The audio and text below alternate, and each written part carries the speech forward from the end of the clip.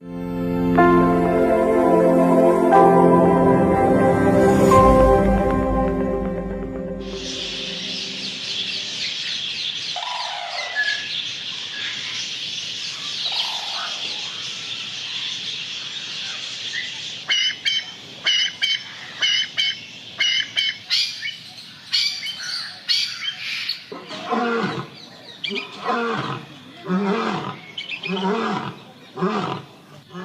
ಮುಂಜಾನೆ ಮೈಸೂರು ಮೃಗಾಲಯದಲ್ಲಿ ಒಂದು ಹೊಸ ದಿನದ ಆರಂಭ. ನಮ್ಮ ಈ ಮೃಗಾಲಯ ಬಹಳ ಪುರಾತನವಾದದ್ದು. 1992ರಲ್ಲಿ ಇದನ್ನು ಸ್ಥಾಪಿಸಿದವರು ಮೈಸೂರಿನ ಮಹಾರಾಜರಾದ ಶ್ರೀ ಚಾಮರಾಜೇಂದ್ರ ಒಡೆಯರು. ಅವ್ರ ಕಾಲಕ್ಕೆ 10 ಎಕರೆ ಜಮೀನಿನಲ್ಲಿದ್ದ ಈ ಮೃಗಾಲಯ ಈಗ ಅದರ 10 ಪಟ್ಟು ವಿಸ್ತಾರಗೊಂಡಿದೆ.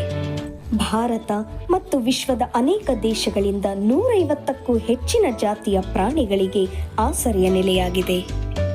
ವಾಲಭಿ ಮತ್ತು ಕ್ಯಾಸುವೆರಿ ಆಸ್ಟ್ರೇಲಿಯಾದಿಂದ, ಕತ್ತೆಕಿರುಪ, ಘೇಂಡಾಮೃಗ, ಕೆನ್ನಾಯಿ ಮತ್ತು ಆನೆ ಏಷ್ಯಾದಿಂದ,